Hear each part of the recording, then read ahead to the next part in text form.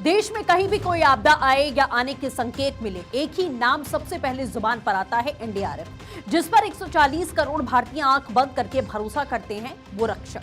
और आज का दिन इस बल के लिए ऐतिहासिक है। गाजियाबाद में आयोजित एक भव्य समारोह में केंद्रीय गृह मंत्री अमित शाह ने एनडीआरएफ को राष्ट्रपति ध्वज से सम्मानित किया। किसी भी सशस्त्र बल के लिए यह सम्मान उसके सर्वोच्च समर्पण और राष्ट्र सेवा का सबसे बड़ा प्रमाण है। 2 दशकों की छोटी सी अवधि में इस बल ने कैसे पूरी दुनिया में अपना लोहा मनवाया है। एनडीआरएफ की रेस्क्यू टीम यहां से बाहर निकालती हुई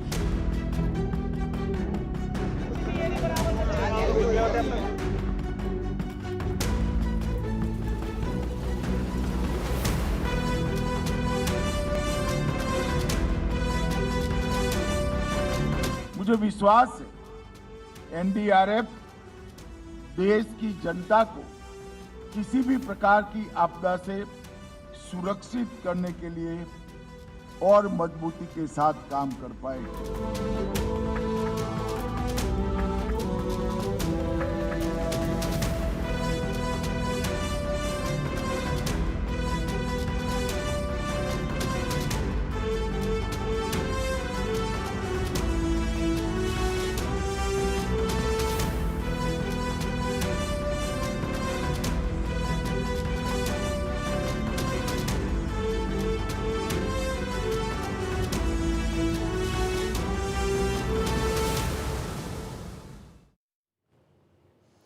अमित शाह ने 6 एनडीआरएफ केंद्रों की आधारशिला रखी। गाजियाबाद स्थित एनडीआरएफ की 8वीं बटालियन का परिसर आज गौरव का साक्षी बना। गृह मंत्री अमित शाह ने बल को राष्ट्रपति ध्वज समर्पित किया। एनडीआरएफ की 8वीं बटालियन परिसर में बल को प्रेसिडेंट्स कलर प्रदान किया गया। शाह ने कहा कि एनडीआरएफ ने मात्र 2 दशकों में देशवासियों का अटूट विश्वास जीता है। आज स्थिति यह है कि वर्दी की एक अलग झलक ही लोगों में सुरक्षा की भावना भर देती है। एनडीएमए और एनडीआरएफ ने आपदा राहत के क्षेत्र में भारत को वैश्विक मानचित्र पर ला खड़ा किया है। आज यहां पर एनडीआरएफ को राष्ट्रपति निशान का सम्मान दिया गया। वो हम सब के लिए गौरव और प्रतिष्ठा की बात है। ये सम्मान एनडीआरएफ के समस्त बल के सेवा, साहस, शौर्य और समर्पण के संचित गुणों का सम्मान है। 20 साल के कम अंतराल के अंदर आपदा बचाव के क्षेत्र में भारत को वैश्विक नक्शे पर रखने का काम एनडीएमए और एनडीआरएफ ने किया है। समारोह के दौरान गृह मंत्री ने शहीद जवानों को श्रद्धांजलि अर्पित की और परिसर में रुद्राक्ष का पौधा भी लगाया। उन्होंने गर्व से साझा किया कि सुरक्षा बलों ने पिछले 5 वर्षों में 7 करोड़ से अधिक पौधे लगाकर पर्यावरण संरक्षण की एक नई मिसाल पेश की है।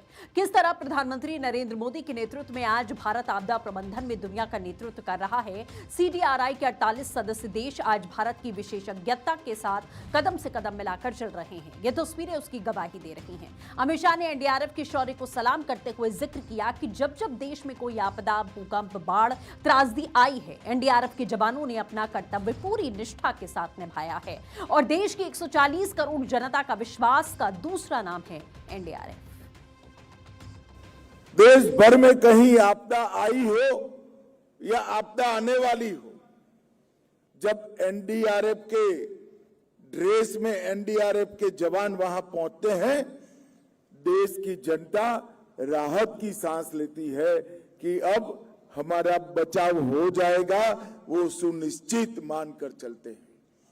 और 20 साल के कम अंतराल के अंदर चाहे बाढ़ हो, भूकंप हो, चक्रवात हो, अन्य कई प्रकार की दुर्घटनाओं में इस सफल कामगिरी के आधार पर एनडीआरएफ ने पूरे देश की 140 करोड़ की जनता का विश्वास अर्जित करने का काम किया है।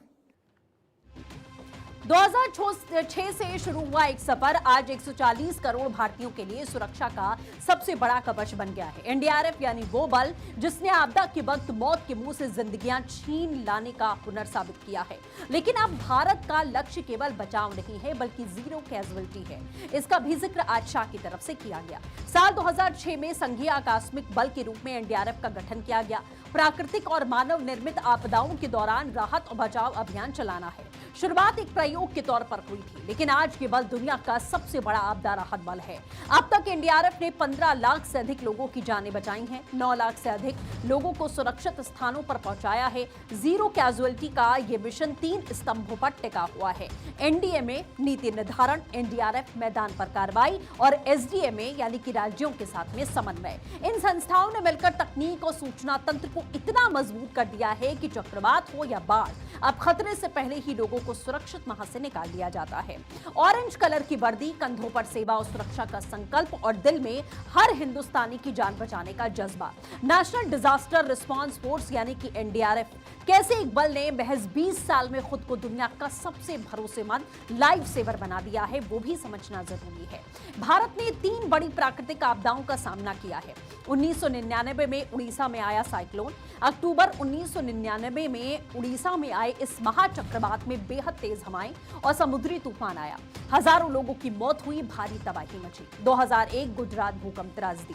26 जनवरी 2001 को गुजरात के भुज क्षेत्र में आए 7.7 तीव्रता के भूकंप ने बड़े पैमाने पर जानमाल का नुकसान किया। यह भारत के सबसे विनाशकारी भूकंपों में गिना जाता है। 2004 हिंद महासागर सुनामी। 26 दिसंबर 2004 को हिंद महासागर में आए भूकंप के बाद सुनामी आई, जिससे भारत के तमिलनाडु, अंडमान निकोबार समेत कई तटीय इलाकों में भारी तबाही मची दिखाई दी। इन त्रासदियों ने देश को झकझोर कर रख दिया। तब एहसास हुआ कि भारत को एक ऐसे बल की जरूरत है जो सिर्फ आपदा के लिए बना हो। भारत ने इन 3 बड़ी प्राकृतिक आपदाओं का सामना किया। साल 2005 में डिजास्टर मैनेजमेंट एक्ट पारित किया गया। 19 जनवरी 2006 को एनडीआरएफ का आधिकारिक गठन हुआ। शुरुआत 8 बटालियन के साथ हुई और आज बढ़कर 16 बटालियन है। अर्धसैनिक बलों बीएसएफ, सीआरपीएफ, सीआईएसएफ, आईटीबीपी के जवानों से मिलाकर बना एक संघीय आकस्मिक बल का निर्माण किया गया। कोसी बाढ़ 2008 की बात करते हैं। बल का पहला बड़ा इम्तिहान था। लाखों लोगों को सुरक्षित निकाला गया। जापान सुनामी 2011, पहली बार विदेश की धरती पर मिशन, दुनिया ने लोहा माना। केदारनाथ आपदा 2013, हिमालय की दुर्गम पहाड़ियों में हजारों तीर्थयात्रियों की जानें बचाई। नेपाल भूकंप 2015, ऑपरेशन मैत्री के तहत में मलबे के नीचे से जिंदगियां निकाली गई। तुर्की भूकंप 2023, ऑपरेशन दोस्त के जरिए मलबे में दबे मासूमों को बचाकर अंतर्राष्ट्रीय स्तर पर सुर्खियां बटोरी गई। एनडीआरएफ का जवान बनना आसान नहीं है। इन्हें सीबीआरएन यानी कि केमिकल, बायोलॉजिकल, रेडियोलॉजिकल और न्यूक्लियर आपदाओं से लड़ने की विशेष ट्रेनिंग दी जाती है। गहरे पानी में गोताखोरी से लेकर ऊंची इमारतों से रेस्क्यू करने तक ये जवान हर कला में माहिर हैं। चाहे देश की सीमा हो या समंदर पार का कोई मुल्क हो, एनडीआरएफ ने हर बार अपनी काबिलियत को साबित किया है, जो हर वक्त देखा गया।